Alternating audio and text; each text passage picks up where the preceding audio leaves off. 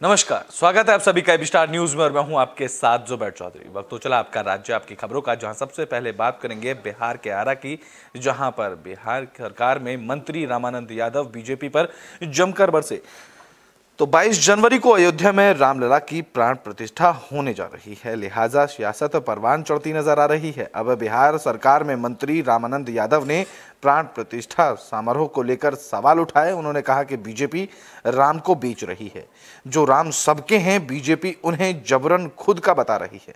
बता दें कि रामानंद यादव आरा में आरजेडी कार्यकर्ता संवाद कार्यक्रम में शिरकत करने पहुंचे थे। इस दौरान उन्होंने कहा कि भगवान की प्राण प्रतिष्ठा का काम शंकराचार्य करते हैं और धर्मगुरु के मुताबिक आयोजन होता है, लेकिन यहाँ बीजेपी खुद ही सब कुछ करने में लगी हुई है। जन संवाद था, जनता की बात को सुनना था, समस्या को निदान करना है और हमारे सरकार द्वारा जितना विकास का कार्य किया गया है उसको प्रचार करने के लिए। सर, वर्तमान परिवेश, अगर राजनीतिक परिवेश पर बात की जाए तो कहा जा रहा है कि महागठबंधन जो अभी इंडिया गठबंधन बना है उसमें तकरार चल रही है सीटों को लेकर, क्या कहेंगे सर? ये दोनों नेशनल लीडर जानेंगे, तकरार को सॉल्व हो जाएगा, 2-4 दिन में हो जाएगा।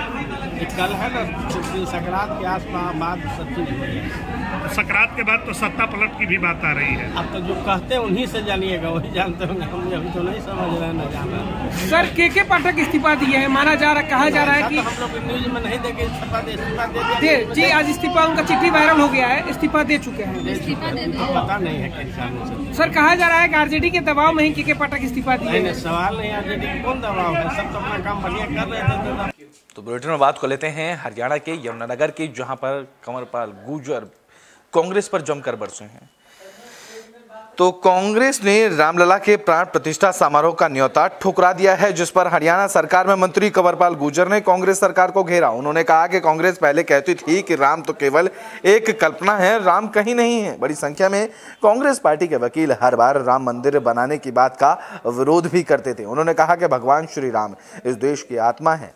जिन लोगों ने रामायण भी नहीं पढ़ी वो हर अच्छी बात पर राम राज्य की बात करते हैं और अच्छी बातों को राम राज्य से जोड़कर देखते हैं। कंवरपाल गुर्जर ने कहा कि कांग्रेस के रवैये को जनता समझ चुकी है।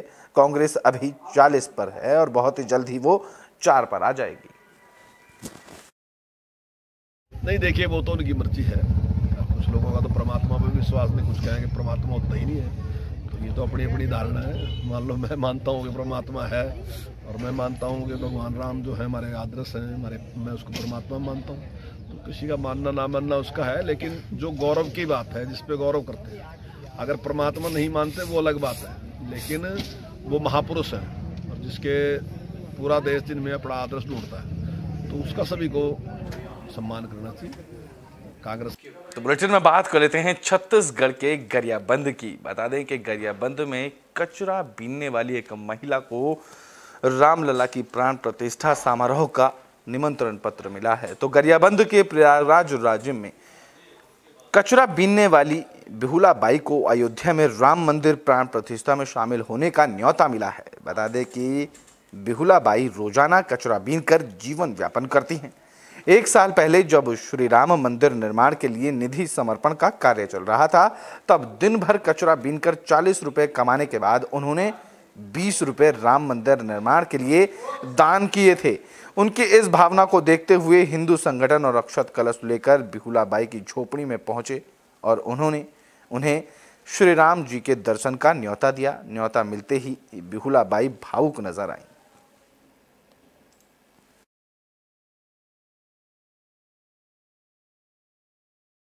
अयोध्या से नेहा दान करे रहे हो, अयोध्या में 20 रुपया, गरीब आदमी है, 20 रुपया दान करे रहे हैं।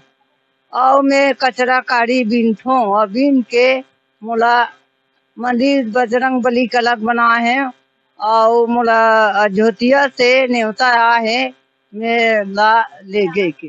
समर्पण अभियान के समय जब हम उनके पास पहुंचे थे तो दोपहर का समय था, वो समय कचरा बेच करके आ रही थी।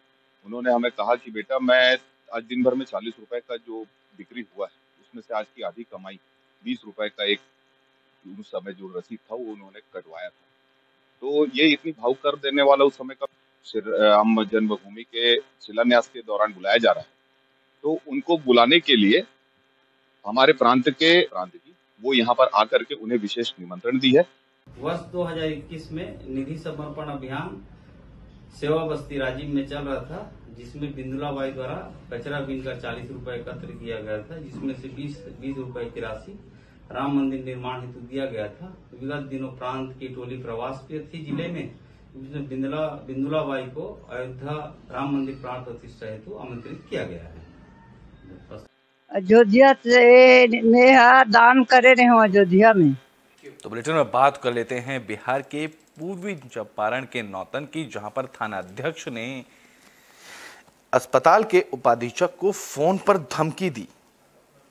तो पश्चिमी चंपारण के नौतन प्रखंड में सरकारी अस्पताल के सभी स्वास्थ्यकर्मी और डॉक्टर धरने पर बैठ गए।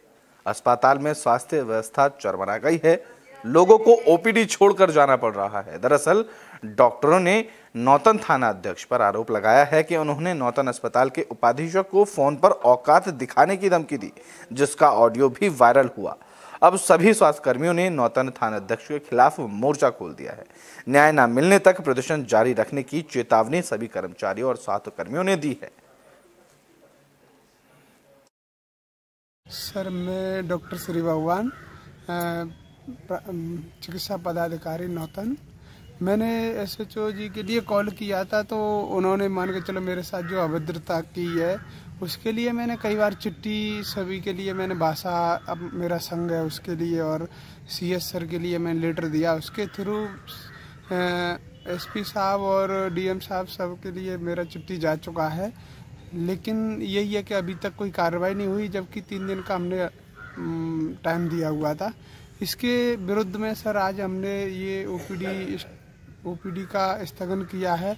आगे चल के कल पूरा, अगर ऐसा नहीं एक्शन लिया गया तो कल पूरा पश्चिमी चंपारण बंद होगा। इसके लिए ये जो व्यवहार किए वो तो बहुत गलत है, और इसके लिए हम लोग 5 तारीख को ही इनके द्वारा भाषा को और हमारे प्रभारी है उनको लेटर दिया गया है। प्रभारी हमको अगस्त या आपको सीएस को दिए, चूँकि हम लोगों का कंट्रोलिंग पावर सीएस है, तो उनकी सीएस द्वारा भी यहाँ के जितने पदाधिकारी है वहाँ पर लेटर गया, और उसके पक्ष में हम लोग माने अभी तक इंतजार करते रहे कि हम लोगों को कुछ न्याय मिले। तो बुलेटिन में बात कर लेते हैं हरियाणा के फरीदाबाद की, जहां गतपुरी टोल प्लाजा के पास अवैध प्लांटिंग का मामला सामने आया, जिसको लेकर बीजेपी नेता ने बड़ा बयान दिया।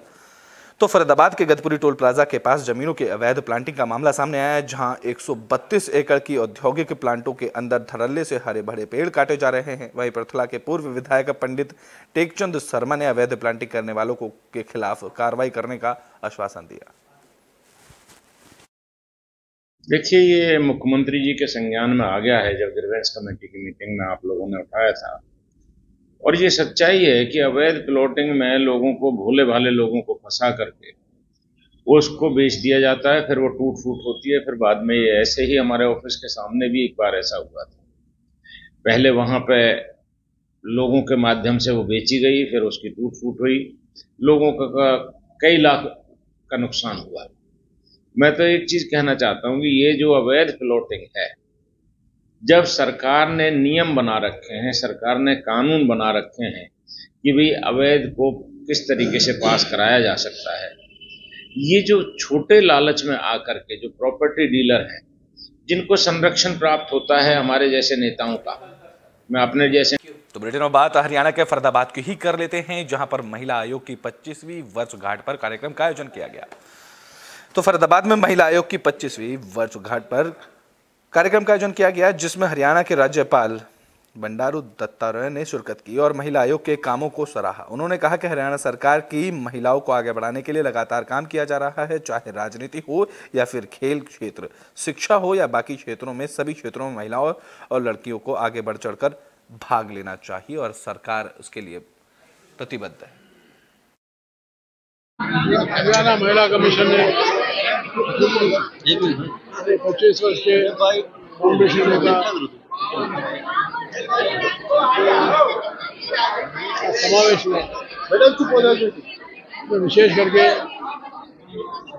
रेणु भाटिया जी चेयरपर्सन ने 2 दिवसीय जो है ये शाला चलाया। मुझे बहुत खुशी है कि महिला सशक्तिकरण के बारे में महिला सशक्तिकरण को आगे बढ़ाने के लिए बहुत से नए नए कदम उठाए और केंद्र सरकार के, राज्य सरकार के जितने भी जो भी महिला एम्पावरमेंट के लिए जो भी स्कीम्स है उसको भी लागू करा जाए। विशेष करके देश के प्रधानमंत्री नरेंद्र मोदी जी ने संसद में पहली बार 33% महिलाओं का रिजर्वेशन जो बिल लाया बहुत ही ऐतिहासिक है। तो बुलेटिन में बात हरियाणा के यमुनानगर की, जहां विकसित भारत संकल्प यात्रा के तहत कार्यक्रम का आयोजन किया गया। तो देश भर में विकसित भारत संकल्प यात्रा की धूम देखने को मिल रही है। इस कड़ी में जगाधरी विधानसभा के चूहड़पुर, गुलाबगढ़, मानखेड़ी, बक्करवाला में कार्यक्रम का आयोजन किया गया, जिसमें हरियाणा के मंत्री कंवरपाल गुर्जर ने शिरकत की। बता दें कि 30 नवंबर से शुरू हुई विकसित भारत संकल्प यात्रा ने जगाधरी विधानसभा में कई आयाम स्थापित किए। हजारों लोग इस यात्रा से जुड़े और विभिन्न योजनाओं का लाभ उन्हें मिला। कंवरपाल गुर्जर ने कहा कि प्रधानमंत्री नरेंद्र मोदी ने जो भी लक्ष्य दिया है उसे उन्होंने पूरा कर दिया है। लोगों के सहयोग से साल 2047 तक देश को विकसित बनाने का सपना भी पूरा होगा। मेरे स्टैंड पड़े थे जी 2। अच्छा जी, कितना खर्चा गया लगभग उनके पास? लगभग 90,000, पता नहीं 1 लाख ऐसी। कहाँ के रहने वाले हो जी आप? चोटपुर के जी। जिला कौन सा पड़ता है जी आपका? जिला यमुनानगर। और तहसील? प्रतापनगर है जी, इलाहाबाद। आपको आयुष्मान कार्ड का क्या लाभ मिला जी? हमें बहुत लाभ मिला जी इसका। क्या कराया जी आपने आयुष्मान कार्ड पर? मैंने ऑपरेशन करवाया, मैं सिर का एक्सीडेंट हो गया था। मैंने अपने आंखों को ऑपरेशन करवाया आयुष्मान कार्ड के लिए। अच्छा, कोई पैसा तो नहीं लगा? कोई पैसा नहीं लगा सर। और मेरी घरवाली की नसें ब्लॉक हो चुकी थी 90%। ठीक है जी। तो मैंने उनको भी ऑपरेशन करवाया। ठीक है। आदेश हॉस्पिटल में आयुष्मान कार्ड पे। उनका भी कोई पैसा नहीं लगा? कोई पैसा नहीं लगा। देखिए, बहुत ही ये यात्रा बहुत लाभप्रद रही लोगों के लिए भी, और लोगों में भी बड़ा भारी उत्साह है और लोगों ने बड़ा भारी इसका स्वागत भी किया। और जो माननीय प्रधानमंत्री जी ने कहा कि 2047 तक हमने भारत को एक विकसित राष्ट्र बनाना, तो एक सोच डेवलप हुई। मैं ये नहीं कह रहा, अभी मतलब मन में आया। तो बुलेटिन में बात कर लेते हैं बिहार के पश्चिमी चंपारण के बगहा की, जहां पर नाला निर्माण में गड़बड़झाला सामने आया है। इस दौरान ग्रामीणों ने मुखिया के खिलाफ प्रदर्शन किया है। तो पश्चिमी चंपारण के बगहा प्रखंड में नाला निर्माण में गड़बड़झाला सामने आया है। मामला सिसवा बसंतपुर पंचायत के वार्ड नंबर 8 का है, जहां मुखिया नाला निर्माण करवा रहे हैं। नाला निर्माण में अनियमितता को लेकर लोगों ने जोरदार प्रदर्शन किया। ग्रामीणों ने मुखिया पर नाला निर्माण के दौरान मानकों का ख्याल न रखते हुए काम करने का आरोप लगाया। वहीं मुखिया प्रतिनिधि ने मामले को लेकर सफाई दी। वे मिस्त्री और मजदूर पर ठीकरा फोड़ते नजर आए। मतलब है कि हम 2-3 रोज घर पे नहीं थे। अगर वहाँ पे अगर जो भी अगर कमी अगर होगा, मिस्त्री और लेबर लोगों का जो भी अगर कमी किया होगा लोग, तो हम वहाँ जाकर हम देख करके और उसको सुधार करवा रहे हैं। और वहाँ पर भी जहाँ नाली शुरू में बना हुआ है, वहाँ के हम खुद जनता लोगों से जाकर हम पूछताछ करते हैं कि चाचा दादा अगर किसी को अगर कमी अगर दिक्कत दिखाई देगा, वो फ़ौरन हमारे पास खबर देंगे लोग, ताकि हम काम चुस्त दुरुस्त कराते रहेंगे। तो वहाँ पर जनता तो बोलती है कि नहीं मुखिया जी बहुत बढ़िया काम हो रहा है, लेकिन अगर कल की अगर रात की अगर लेबर लोग कमी कर दिया है, तो वहाँ पर हम फ़ौरन जाकर देख करके उसको फिर से सुधार करवा करके काम को ठीक ठाक करवा दे रहे हैं। मतलब है कि हम 2-3 रोज घर पे नहीं थे। अगर वहाँ पे अगर जो भी अगर कमी अगर होगा, मिस्त्री और लेबर लोगों का जो भी अगर कमी किया होगा लोग, तो हम वहाँ जाकर हम देख करके और उसको सुधार करवा रहे हैं। और वहाँ पर भी जहाँ नाली शुरू में बना हुआ है, वहाँ के हम खुद जनता लोगों से जाकर हम पूछताछ करते हैं कि चाचा दादा अगर किसी को अगर कमी अगर दिक्कत दिखाई देगा, वो फ़ौरन हमारे पास खबर देंगे लोग, ताकि हम काम चुस्त दुरुस्त कराते रहेंगे। तो वहाँ पर जनता तो बोलती है कि नहीं मुखिया जी। तो बुलेटिन में बात कर लेते हैं छत्तीसगढ़ के जांजगीर चांपा की, जहां पर अवैध खनन को लेकर प्रशासन का एक्शन देखने को मिला है। तो जांजगीर चांपा में अवैध खनन पर एक्शन देखने को मिला। खनन विभाग की टीम ने कई जगहों पर दबिश दी। खनिज विभाग के सहायक उड़नदस्ता दल ने पीथमपुर, बाधा, पंतौरा, चांपा, बलौदा, केराक छाकर, और कई जगहों पर छापा मारा। इस दौरान 8 रेत से भरे और 1 पत्थर से भरा ट्रैक्टर जब्त किया गया। साथ ही एक हाईवा को भी जब्त किया गया। इसके अलावा 2 जगहों पर खनिज रेत के अवैध भंडारण को लेकर मामला दर्ज किया गया। हमारे खनिज उड़न दस्ता दल जो जिले में गठित है माइनिंग विभाग की, तो उनके द्वारा सुबह 6 बजे कार्रवाई पे निकले हुए थे, जो नियमित रूप से जांच किया जाता है रोकथाम के लिए। तो उसमें हमको 8 ट्रैक्टर जो हैं अवैध परिवहन करते हुए, रेत का अवैध परिवहन करते हुए पाए गए हैं, और एक हाईवा गाड़ी है जो चूना पत्थर ले जा रही थी, और एक ट्रैक्टर ईंट की भी है। इस प्रकार हमने 10 अवैध परिवहन करने वाले वाहनों पर कार्रवाई किया है, जिसमें भादा, पीथमपुर, बमनिनडीही और पिंतोरा इन आदि क्षेत्रों में कार्रवाई किया गया है। और साथ ही बमनिनडीही में 2 अवैध रूप से रेत खनन कर भंडारण करके रखे हुए थे, तो अवैध भंडारण का। तो बेटे में बात यमुनानगर की कर लेते हैं, जहां संदिग्ध परिस्थितियों में ये युवक का शव मिला, जिसके बाद परिजनों ने हत्या की आशंका जताई। तो यमुनानगर के बाईपास पुल के पास सीढ़ियों पर 30 साल के युवक का शव मिला। मामला विश्वकर्मा चौक के पास का बताया जा रहा है। जानकारी मिलने पर पहुंची पुलिस ने शव को कब्जे में लेकर पोस्टमार्टम के लिए भेज दिया। मृतक की पहचान गुलशन के रूप में हुई है। परिजनों ने युवक की हत्या की आशंका जताई, जिसके बाद पुलिस मामले की जांच में जुट गई। मेरे लड़के के लोग किसी ने साजिश करिया, मेरे लड़के के लोग किसी ने साजिश करिया। क्या लग रहा है किसने साजिश की? ये नहीं मालूम पता किसने साजिश करिया। मेरे लड़के के लोग साजिश करी, मेरे लड़के के लोग सब मेरी बहू ने इंसाफ तो मेरा लड़का 10 वाले पर काम करता था। मेरे सूचना मिली थी ये एक लड़के ने जो है अपना 10 टायर के पीछे फांसी लगा लिया सीढ़ियों के ऊपर। मौके पे पहुंचे हैं, मौके पे डॉक्टर साहब, फिंगरप्रिंट टीम वगैरह को बुलाया गया, सीआईए टीम को बुलाया गया, और फर्स्ट नज़र से जो है ये हैंगिंग ही नजर आती है। घर वाले आरोप लगा रहे हैं, घर वाले आगे जो दरखास्त देंगे उसके बाद जैसी सूरत हो कार्रवाई होगी। तो कुछ मिला है तलाशी के दौरान? तलाशी के दौरान कुछ नहीं मिला। सबको सर कस्टडी में लिया? सब कस्टडी में। क्या आपका राज्य आपकी खबरों में भी के लिए बस इतना ही। देश और दुनिया की तमाम खबरों के लिए देखते रहें एबी स्टार न्यूज़।